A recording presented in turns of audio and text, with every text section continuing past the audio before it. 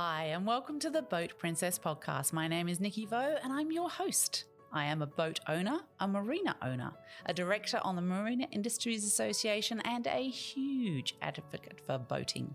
In this series, I'm sharing the stories from every nook of the boating industry with the intention of encouraging more women to join me and for more women to get behind the helm too.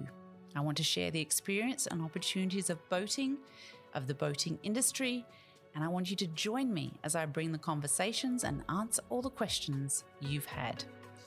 Boating is not just for the glamorous and rich and famous. It's full of beautiful and interesting people making the most of our natural environment and getting out there, enjoying the waterways. So let's let off the lines, take over the helm, and escape to the world of boating. So, welcome to the Boat Princess podcast. Today, I have with me a fantastic man who is a good friend too, who is the CEO of Amex and Super Yacht Australia. His name is David Good. Welcome, David. G'day, Nikki. Thanks for having me. Pleasure. Lovely to have you here. Can you tell me what Amex is? The Australian International Marine Export Group. It was established about 23 years ago. It was a bunch of Australian marine exporters that were seeing what was happening at overseas shows, and they saw a need to be all under one banner to trade under the Australian made, the Australian marine side of things. So they created a group that basically looks after the marine exports. And we take space over overseas shows, we put everyone together, and we make it easier for people to step into exporting. Okay, so let's explain that term, marine exports. What is that? So anyone who's based here in Australia that is either manufacturing or they own the IP here, and the company's based here in Australia and they're selling overseas, they're an exporter. So some of the really large brands like Veeam and Muirs and Riviera Maritimo, they're quite established. But there's a lot of really smaller component manufacturers that are selling into some of the overseas brands in Italy, in Europe, in America. So we all go under one banner, and we sort of ride the coattails of the big boys that have been doing it for a long time and have built up a great reputation. So you're like a support mechanism for those companies, and you help them with that process of becoming exporters.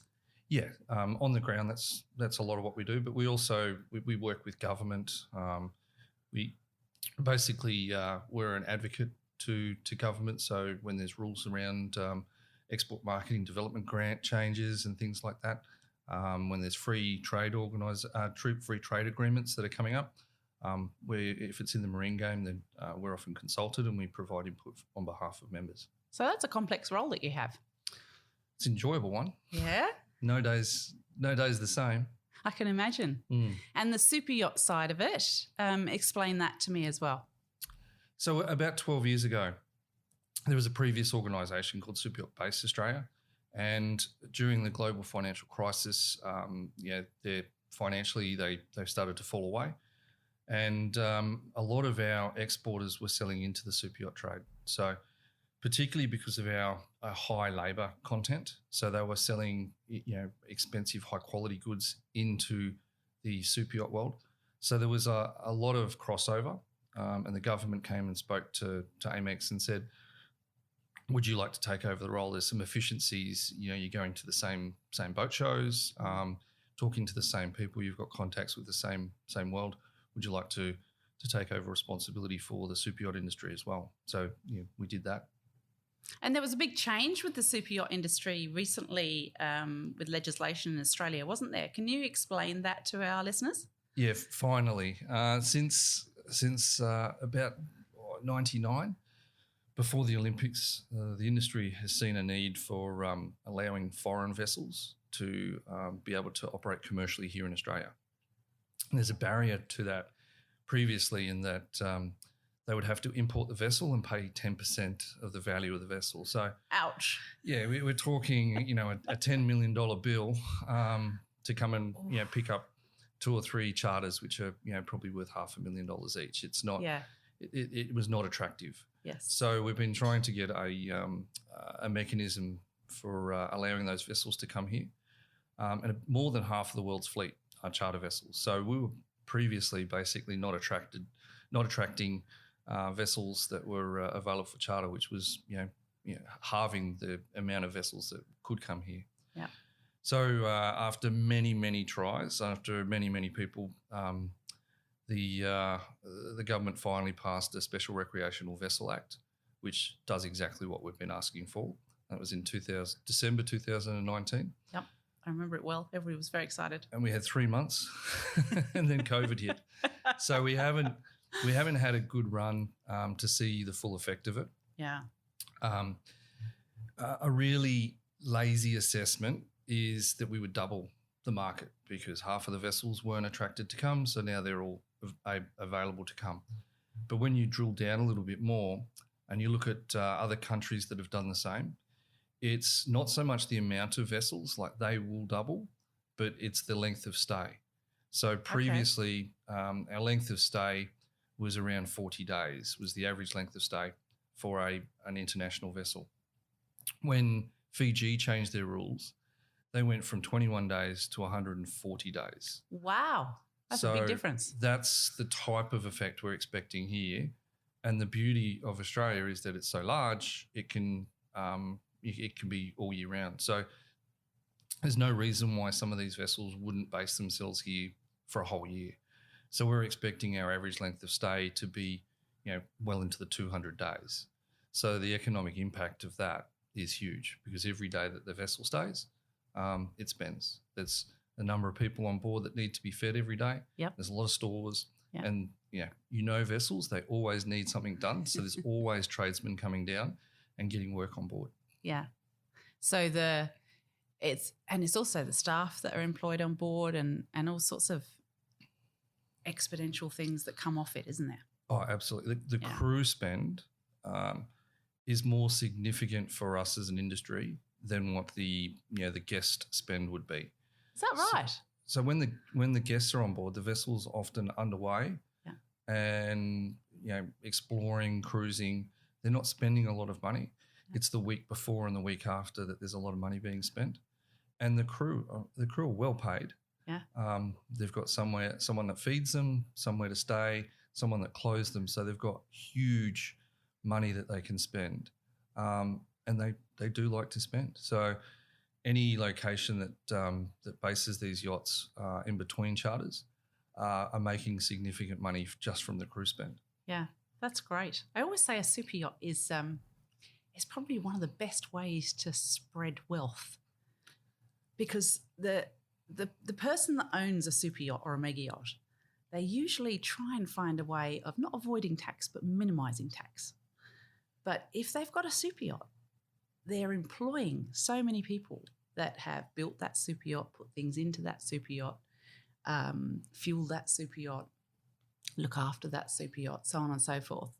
And then every little item that they buy to put on it and everything they hire and all the food that they have and all that sort of thing, that's employing a massive amount of people across the board. So that sort of sometimes there's the big bad rich guy's got the super yacht. I kind of look at it a completely different way in that actually that big rich guy or girl is spreading their wealth through that super yacht through an incredible number of people. Absolutely. Yeah. I think James Bond has got a lot to answer for in our industry. The baddies have always got a super yacht. So there's always that mistrust of the owner of a super yacht. But you're exactly right. Most of these people, particularly if it's a private yacht, and they only use it themselves, and on average they use it for maybe 6 weeks in a year. So for these very successful business people, it's probably the only thing that they lose money on, and they lose big. Yes. They are not going to make money owning a private super yacht. Yeah. It's purely for their own pleasure, and it's something that they've just built up and the money gets farmed out through, majority of them are small, family-owned, tradesmen with their own business. That's who makes the money. Yeah. So it's not going into another multinational. It's going into family-run businesses. Yeah, which I love. I think it's actually really fantastic. So let's talk about you as a person. You were born here or you were born overseas? Here in Sydney. Ah.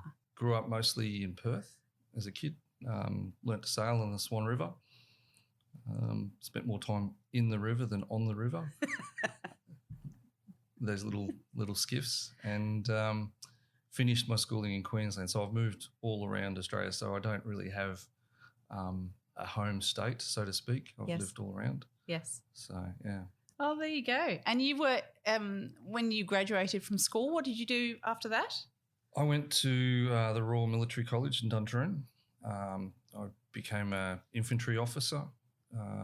Was based all around the place. So I was originally here in Sydney in the parachute regiment, and then from here went to Cairns and worked in the mostly Indigenous regional force surveillance unit. So I was a training officer up there. We're training the young kids up in the Torres Strait how to use radios and do boating activities and do surveillance work. And then I was in Townsville, and I ended up back at the college in Duntroon teaching tactics. So particularly doing security tactics and training the guys up there going to Afghanistan and Iraq. Wow. That was fun. That's probably the best job I've ever had. Yeah? What did you love about that? Just training up young soldiers and young officers that were so focused because they were about to go and do it for real. So they listened to every word. Yeah. Yeah, it was very... and great men. Yeah. And women. Yeah, and you see them around the place leading businesses and doing big things now, and you feel kind of chuffed that you were a part of that, their education. Yeah, yeah. So your army training, was anything in particular apart from that radio training and things you spoke about, or was there anything in particular you brought from, you think you've brought across to the boating industry from the army training? Well, I worked with a guy that they call Neptune, and they call him Neptune because he developed the doctrine, the tactics for SAS boat operations. Wow. And so he now owns a banana plantation up in far north Queensland, and as a reserve after he left SAS, he came in and we did a lot of boating activities up there, and particularly in the Torres Strait and up on the Cape. So that gave me a pretty good understanding of certainly the small boats. Absolutely. Nothing to do with super yachts, but definitely with small craft operations. Yeah, for sure. And then didn't you go into running a marina at some stage? So from the army, I had back surgery, so I was forced to medically be discharged, and I got a job at the Port Authority in Cairns as the security manager, and most of the focus was around the reef fleet operations, so the people that go out to the reef every day, on some of the large 450 people ferries, because there was a particular security risk, terrorism risk. Okay. And so I had a good relationship with a lot of the marina operators, and then slowly but surely, got up in the ranks till I was managing the operations of all the ports up in far north Queensland. Wow. That's a big task. That was fun. We had 12 super yacht berths that we had to keep full, and we had 3 shipyards that we had to support. So I had a pretty broad understanding of the industry and the drivers behind it. Yep. It's not just the owner of the shiny white boat. It's the hundreds of people that are working in the shipyard with high-vis vests on and doing scaffolding and welding, and that's where the real focus is. Yeah, yeah. See, that's interesting when you talk about that risk in far north Queensland. I guess as a regular Australian, I don't really think about that sort of thing going on, and recognising that there's somebody doing that, protecting us from that risk. So it's really interesting to know that you did that. It was an interesting story. There was a guy called Sir John Wheeler, who did all the security for the airports in the UK. And because of the terrorism threat of the IRA over the years, they were pretty good at what they did. So after September 11, the Australian government invited Sir John Wheeler out to write a report on the Australian airports. Yeah. And the Cairns Port Authority, as it was then, owned the airport as well. And when he came to Cairns and he was doing the assessment on the airport, he also took the opportunity, being an Englishman in the Great Barrier Reef, to go out to the reef. Yes. And when he checked in and there was, 3,500 people going out to the reef within an hour. Yes. He saw it as more of a risk than some of the airports were. So he wrote a letter to the Prime Minister at the time. Yeah. And said, this is outside of my terms of reference, but this is a risk that there's probably 40 different nationalities in this small area at the one time. Yeah. And it's dealing with the Great Barrier Reef. And we all know from nowadays that if anything's going on with the Great Barrier Reef, it makes world news. Yes. So they said it was actually a target if they wanted to get media attention for what they wanted to do. Involve as many foreign nationals as you can, and you'll get front page news in those papers in those nationalities, and do something that's iconic. Yes. Like the Great Barrier Reef. So yeah. Wow. I got a job out of it, so it was good. Yeah, but that's not just something you think about, is it? You just don't think about that. That's incredible. And not something that we'd try and publish normally, because you don't want to put fear in people who want to go out to the Great Barrier Reef on a tourism holiday. You don't want to pose that risk. So everything we did up there had to be very subtle. Yes. You didn't want to put armed guards on the doors or things like that. So yeah. Fascinating. There you go. So super yachts, let's get into them a bit. Is it like below decks or is it not? I wouldn't know. I watched Below Deck like the rest of the population going, wow, does that really go on? And some of my friends and colleagues that are ex-crew, a lot of them will comment, look, that's probably what they might see in a year, and it's been condensed into a single episode. Yes. So I think there's some truth to things that go on. Yeah. But, it's an interesting insight. Yeah. Yeah. I think there's a lot of people that don't like the show because of what it does for the industry, but I'm a bit of an optimist. I don't mind, because if it teaches young kids that there is this world that you can go work in, great. So, over the next, up until 2030, there's an estimate that we need 22,000 additional crew on the workforce that's already there. In this country alone? No, in the world. But there's no reason why Australia can't provide a large majority of that, because our young kids are growing up in and around the water. Yes. They're comfortable, in the water, compared to someone, say, growing up in the Midwest of the United States. Yes. They're ocean kids. Literally foreign to them. Yeah. Ocean kids. Yeah. So they're automatically comfortable. Yeah. In and around the water. Yeah. They're well educated. They're hard workers. The Australian reputation, work hard, play hard, fits with the industry. It really does, doesn't it? Yeah. And I find Australians are very the kids that when they come out of school, they're very confident and they're very polite and they're very they're great for our industry, I think, in that particular super yacht space, because they really do work hard but they have a natural, they can be in the presence. I guess it's our egalitarian society. Maybe they feel comfortable in the presence of anyone, so they'll just speak appropriately, and So I think that's a really good asset for Australians to get into that space. So it'd be fantastic if more kids knew that this industry existed. Yeah. Even just as a gap year. Yeah. Instead of backpacking. I mean, the majority of Australians that are in the industry kind of fell into it. Yes. The common story is they've backpacked in Europe, they've run into people that are working as crew at a pub, and next thing you know, they walk down the docks with a CV that they did up in a local business suite, or and they get a job on a yacht. Yeah. So I don't think it's a great way to join the industry. Yeah. But it was successful in the past for getting Australians into the industry, and we were making up the majority of the industry because our kids travel. Like the backpacking around Europe is kind of a well-trodden path for many, many kids. Yeah. So that's how they got the exposure. Yeah. We did actually interview Kaylee in episode 17. And she did exactly that. She went to Europe and with a backpack and went down to the docks and said, "Can I have a job, please?" And she had done her 5-star training in hotels in Australia, so she had that 5-star experience. But that's a good podcast to listen to about somebody actually has done that exactly.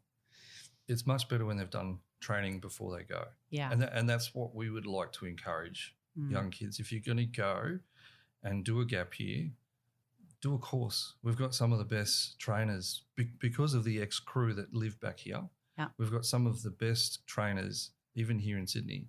So you can get trained up, do a course and have that in your back pocket so that when you step aboard a vessel, you're set up for success. It's not going to be, really difficult to learn the ropes. Yeah. Because you've already got some basic knowledge. It also increases the reputation of Australians if they turn up and they're already trained up. Absolutely. I must say, I do often think if I had my time again, I'd have done that and done the super yacht year for sure, because it's just a great way of seeing the world. I mean, yeah, you've got to work hard. You've really got to work hard, but you do get the occasional gaps where you can actually see where you are and enjoy travel without actually paying for it. And hello, even though the cabin's small that you're staying in and so on and so forth, it's still better than a backpacker's. I wish I knew about it too. I wouldn't have been crawling around the jungles of Tully. Yeah. I'd have been quite happy to be sitting on a super yacht in the Med or in the Caribbean. Exactly. And they chase the summer. Yeah. You're not going to go anywhere that's horrible. Yes. You always go somewhere nice. Yes. So, what a great lifestyle. I know, exactly right. The owner spends 6 weeks a year on it. It's your home the rest of the time. These, stunning pieces of architecture, that's your house. That's where you live. Yeah. Incredible. Yeah. So on that note of encouraging people into the industry, you recently collaborated with BIA and MIA to create a site exactly for that, didn't you? Absolutely. Yeah. It's a one-stop shop for people looking to enter the marine industry. It's got all types of jobs on there. So marine jobs, and it's for members of ours, members of the BIA, members of the MIA that are chasing new staff members. And there's a huge demand in our industry for bringing new people in because we're growing so quickly. So, we've just developed marine jobs and we're trying to get out there and get it in front of everybody and realise that there's a pathway. And it's not just being a crew member on a super yacht. It might be driving a straddle carrier in a shipyard, or it might be tying up boats at the dock in a marina, and there's a whole vast array of jobs that are within the marine industry. Yeah, it's fascinating going onto that site. So everyone listening, that's marinejobs.org.au. The expanse of jobs on that site is quite mind-blowing, and I think that's something we really need to get across in this podcast, the huge expanse of different opportunities that are available in this industry. It's just outstanding. So how did you end up in the role that you are in now, David?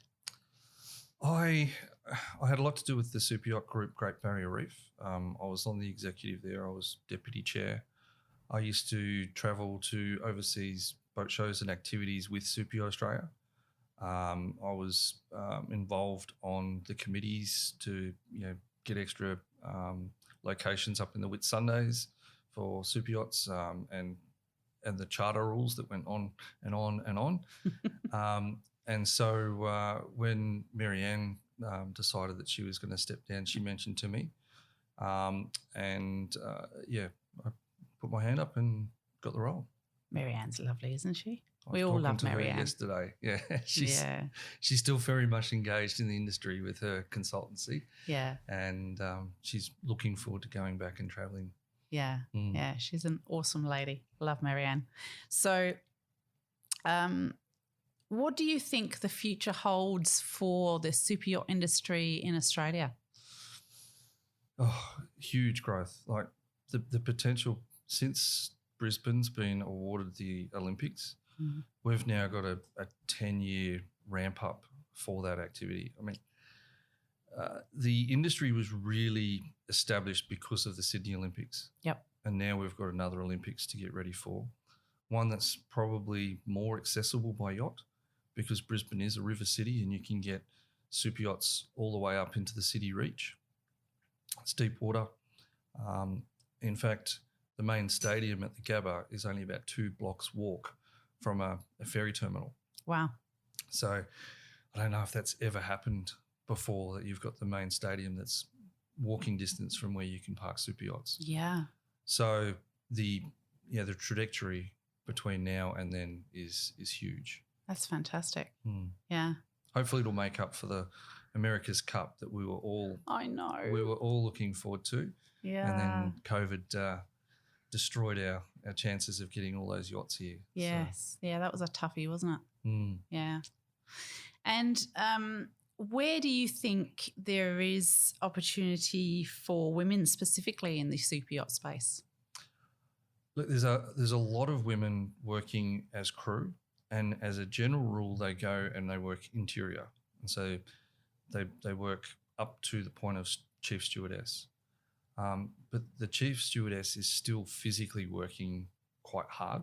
Yeah. And the male-dominated roles are in the engineering department and in the exterior that they end up being the captain. And those roles as chief engineer and captain, you're getting paid for your knowledge, not for the amount of physical work that you need to do. So I'd like to encourage more women to do an engineering pathway or do an exterior pathway and become captain, because then they can stay in the industry for a lot longer. Yep. It's very difficult to still be physically working, serving meals every day, to stay in the industry a long time. Yeah. So, yeah, that'd be one way to increase the amount of, not so much the amount of women in the industry, but keeping them in the industry. Yes. Yeah, because that is a real issue in our industry, isn't it? There are women in our industry, but they seem to wane off or find barriers that they come up against, and they move on to a different industry. So I'd really like to see women really having a career path in the industry and sticking to that path, which would be lovely to see. Yeah. So that's good advice. Some large owners that own multiple vessels will often train up a chief stewardess to then move into a role that they're managing the books for the entire fleet and things like that. But that's few and far between. It'd be great to see more females, particularly in the engineering role, where you're not going to burn them out as much. So, David, thank you so much for coming in and speaking to us today. I really appreciate your advice for people going into the boating industry, women specifically. It's been lovely talking to you. I think a greater understanding, like you say, of the non-James Bond version of super yacht owners would be really nice to see get out there. And it is an amazing industry, and it has huge potential in Australia. The Med's looking very crowded. Would you agree? Yeah. The particularly at the moment, everyone's gone back to the areas they know, and the Med's too crowded. Yeah. There's nothing to see. The Med's dead. Like if you go below the surface, there's not much to see. You've got to come to the South Pacific or Asia Pacific and use your vessel to explore. Yeah. So all super yacht owners and mega yachts owners out there, Australia is open. Come on down. Definitely. Well, I think that's a great episode for our podcast. Thank you so much for coming in, David. It's been lovely to have you here. We really appreciate your time. Now we're going to have a chat with Christine and David Good about a really exciting event you have coming up really soon, which is the Super Yacht Soiree. Can you tell us a little bit about that event? Yes, thanks, Nikki. Thank you for having us. Our Super Yacht Australia Soiree is coming up on Saturday, the 26th of February It'll be our third soiree.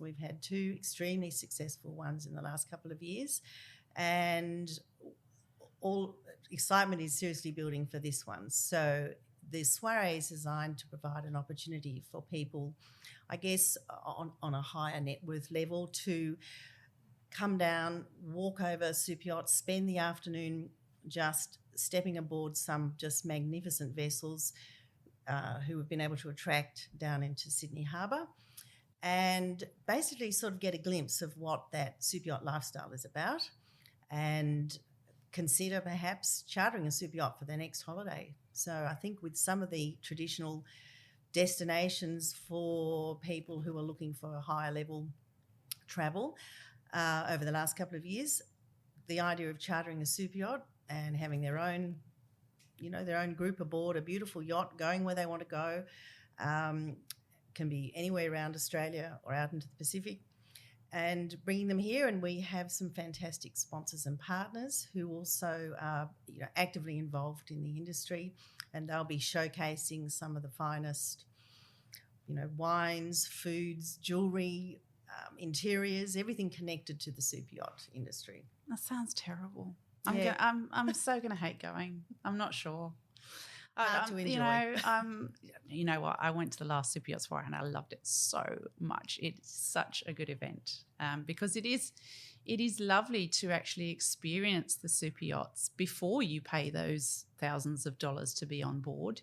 You kind of get to know the yacht and pick which one you think is going to be right for your family or right for your event or whatever it is. And I think it's a lovely event for that. And you get to meet some awesome people too, because the crowd is always a lovely bunch of people who are well connected, and so it's a great place to be to meet people as well. So David, how many yachts have we got coming this year? We're expecting 10, and hopefully the owners don't change their mind and take them out for the day on the day. That there's always something that happens. So we've actually got more than 10 that have committed, but I predict about 10 will be there on the day. Okay, so you're hedging your bets, literally. Yeah, there's always one or two things that go wrong. But if as long as we get 10 vessels there, we're hoping to get 400 people. Yep. So that'll be a nice mix. It won't be too crowded on each yacht. You can move around like it would be your own for the week. And so what are some of those luxury goods we can expect to see, Christine? Well, immediately as you walk into the Jones Bay Marina precinct, you'll firstly see the lineup of vessels, which just looks absolutely superb. And as you really sort of walk into that whole area, they'll be there glistening on the harbour on your right-hand side, closely aligned with a little fleet of Maseratis for people to have a little peruse if they're in between looking over the yachts. We've got some fantastic wines and champagnes, whiskey for tasting. We've got providores doing some caviar tasting. It's just an exciting afternoon. So people can certainly easily fill in a few hours, walking aboard the yachts and coming in and sipping some lovely wines and champagnes and generally just really lapping up the atmosphere. And this is a ticketed event, so you can actually buy tickets for it, correct? Correct. Yes. And they are how much? $250 for people to. So they're accessed via our Super Yacht Australia website under the soiree page. And if you're members of our Super Yacht Australia group, then obviously there's a lesser price. Absolutely. Look, Bonetti Yachts has been a sponsor. This is their third year. They have really been by our side with the whole development of this soiree, and they will have a beautiful super yacht in the soiree again this year. So they're our major partner, along with Musson Jewellers, who have come on board this year as a new partner. They will have 2 fabulous jewellery showcases on board 2 of the vessels. So everyone coming down will be able to look at some magnificent jewellery, courtesy of Musson Jewellers. Damn. Hard to resist. Great that it's a local Australian, Sydney-based family-owned. Oh, that's company. lovely. That's fantastic. Yeah. And they're actually quite close to the super yacht industry as well. So we're very keen to be involved this year. CEO Magazine are once again our media partner for the event, and they will have some of their key people there and do a fantastic wrap-up of the soiree as a wonderful post-event story that really captures the whole atmosphere of the event. We have, of course, Jones Bay Marina, who's the host venue, and the Star Sydney has come on aboard this year as well, which is fantastic, for the first time as our accommodation partner. So anybody looking to come along to the soiree, needing accommodation, will be able to log into a special link and book some tickets for a discounted rate at the Star, which is 5 minutes walk from the venue. And we have some of our other fabulous sponsors. We've got Tyrrell's, who once again are providing some wine and beautiful sparkling whites for the event, and their red wines, of course, from the Hunter. And we have our broker partners who play an integral part in the soiree as well. So that's Fraser Yachts, Ahoy Club, Darboras and Ocean Alliance.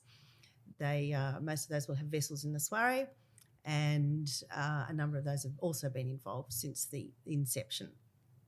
It's just a lovely event. It's really nice, and to be able to touch and feel those super yachts and just, well, we don't touch them too much, actually, do we? We're very careful not to touch them. Yeah. You can bring a chamois along and just wipe everywhere you've been. But keep those stilettos off them. Exactly. And don't put your finger marks all over those nice shiny timbers. We'll give the crew something to do afterwards. Oh, that's harsh. So, I think it's a beautiful event, and it really gives potential guests of those super yachts the opportunity to explore which yacht might be the right one for them for their family holiday, or for their corporate event, or for their special birthday, weddings, all those wonderful things that we can all do on super yachts. It's a completely different experience to have an event on a super yacht to having it in just a room somewhere. The blue mind will kick in, and everybody will remember that event for the rest of their lives. So if you really want to show off, folks, book your super yacht for your event, and if you want to really look good, head down to the super yacht soiree, pay for the ticket, and get those Instagram shots up on your feed, folks. What a backdrop, though, with Sydney Harbour, and you can see the bridge, and it's brilliant. And the more people that share photos, the people overseas will be sitting there going, geez, I really need to get down to Australia. Look at it. So exactly right. There is nothing prettier than our harbour from the deck of a super yacht. Nothing prettier. Yeah. And it's a very accessible venue too. It's easy for people to get to, and as soon as you walk out onto that wharf, you've got the beautiful vessels there, the Maseratis, and it's just a wonderful afternoon. It really is. Yeah. So I look forward to seeing both of you there. Very excited to be there on Saturday, 26th of February. To buy your tickets again, go to superyacht-australia.com, click on the soiree. Yes. I will see you there, lovelies. I have some news for my listeners as well, in that I shall be on those yachts a little bit earlier than the opening of the event, which David and Christine have very kindly arranged for me, so that I can do some live Instagrams for our viewers and give some people for some insight that cannot be there for whatever reason, so that you can see the super yachts potentially for your events and holidays as well. So David and Christine, so thank you so much for coming in today. Lovely to see you both.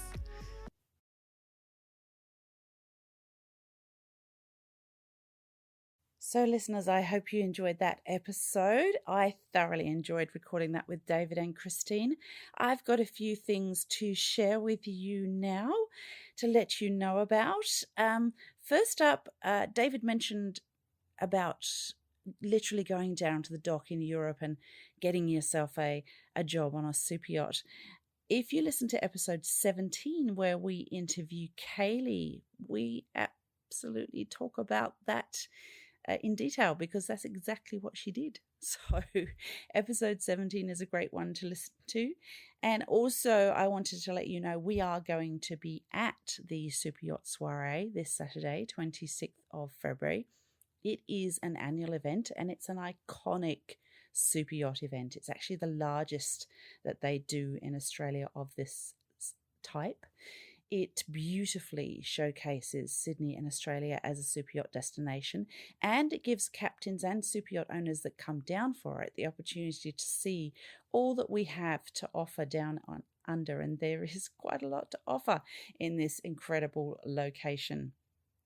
The event is designed to also attract yourselves as potential super yacht charter customers, and it gives our brokers the chance to show off their finest vessels that are part of their realm. So you get to meet some of the brokers too that can organize your event or your holiday on those super yachts. They have some fantastic sponsors at the event, including City Index, Rivergate Marina and Shipyard, City of Gold Coast, Melee Professional, Bell Property, and Southport Yacht Club. Now, Southport Yacht Club have just officially opened their brand new super yacht berth, which has been built by one of our favourite Superior Jetties, and that's an amazing new facility that's going to really step up the availability of berths in the Gold Coast for super yachts. So that's awesome news. If you don't want to miss out on anything that I am doing or any events that are coming up, please make sure you sign up for my newsletter on theboatprincess.com. We do in fact have a fabulous event coming up on Saturday, 12th of March. The boat we had originally booked became unsuitable for that event, so we actually found another one thanks to our beautiful friends Belinda and Andy at Boating Syndication Australia. We are going to be there on their flagship Long Reef X90. Yes, that's 90 feet of boat, folks. Cruising around Sydney Harbour, enjoying Savannah wines. Savannah Peterson will be there herself to showcase her wines, and we'll get to taste those. And we'll have a professional photographer there for you to get your perfect lifestyle shots for Instagram. And there are some amazing women already booked in for that event. There are only a few tickets left. So to get some tickets for that too, go to theboatprincess.com and scroll down to see that event on Saturday, 12th of March. Thank you so much for your ears. It's lovely to have you here again, and I will see you on the water soon.